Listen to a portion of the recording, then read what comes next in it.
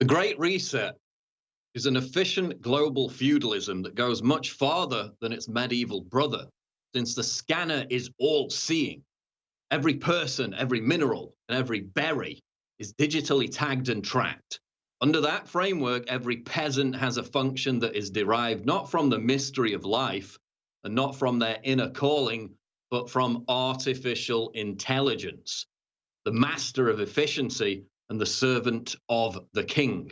Ideally, the peasants can be convinced that it's good for them or necessary to be safe, as in contact tracing, and that this is what progress and happiness is like. But if not, there are other ways, from classic violence to virtual prisons to morality pills. To sum up, the desired end result is a giant, joyless, highly controlled global conveyor of everything and everybody, where privacy is tremendously expensive, dissent is unthinkable, and spiritual submission is mandatory. That's a description of the Great Reset that we're dealing with, that we face, that's being openly announced by the global elite in the aftermath of the first lockdown and in anticipation of the second lockdown. And that's from an article on Zero Hedge called The Great Reset for Dummies.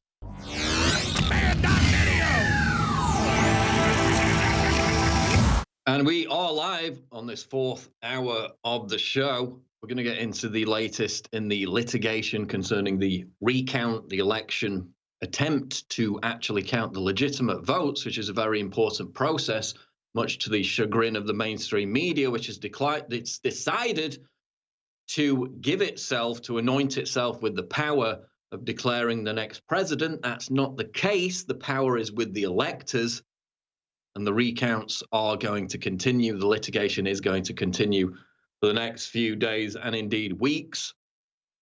But of course, Biden has basically come out, and his transition team, which is basically asserted power, as they said they would do before the election, to give Biden that legitimacy of power, have come out and said that lockdown 2.0 for the United States is on its way. Interesting fact, the earliest known use of the term lockdown was in a 1973 Fresno Bee newspaper article, and it referred to prisoners being kept in their cells after a knife attack. So the very origin of the term lockdown was in the context of an unruly population being kept behind bars by the authorities. Really makes you think, really makes you think. And today we're going to be talking about that. We're going to be talking about the Great Reset, which again is not a conspiracy theory. It's an open plan being proudly promulgated and promoted by the global elite, by Davos, by the World Economic Forum. Headline up on Breitbart from James Delingpole, who I'm hopefully going to interview here in the near future. Only Donald Trump can save us from the Great Reset. Now, this is a plan that's been in the works at least since 2016. This is not something that was just invented off the back of the convenient Chinese coronavirus outbreak. They've been planning for this for at least 4 years. Now, the phrase for the Great Reset, which they're using in the halls of global financial elite residences, is Build Back Better, which of course is basically a code phrase for rebranding, rejuvenating, rejigging their failed New World Order, which again, they're trying to reintroduce off the back of COVID hysteria. And I go back to it, this survey, time and time again, because it exemplifies how much concentrated power the mainstream media has to influence people, to re-educate people, to brainwash people into becoming so hysterical that they believe this moral panic. They believe that this virus, which has a 99.98% survival rate chance amongst people below the age of 75 without comorbidities, is way more dangerous than it actually is. They did a poll in the United States which found that the average American, and some thought it was a higher number, but the average American thinks that coronavirus has killed over 30 million Americans. Similar case across the Western world. In the UK, the average Brit thinks that coronavirus has killed 5 million people in the UK. It's actually killed less than 50,000. Why do they believe that? because they've been hysterically indoctrinated with this COVID-19 hysteria, and this is a long-term plan. And Delingpole talks about it in his article. And it's basically, as I said, a rebranding of this global neo-feudalist system. They're talking about nobody having property. They're talking about redistribution of wealth. But then when you look at how the wealth has already been redistributed since the start of the pandemic back in March, as the lockdowns were introduced in the Western world, who has it benefited? Hasn't benefited the little people, really, has it? It's benefited giant transnational corporations time and time again. That's not redistributing the wealth, even if you believe in that socialist utopian paradigm. Small businesses are going bust, mass unemployment, mass economic destruction across the Western world, and who benefits? Well, that's the headline of this Breitbart article. Who benefits? Amazon booms as lockdown crushes small business in Britain. Amazon, in the third quarter, has seen its profits triple to $6.3 billion. That's a 37% rise in sales globally. Why?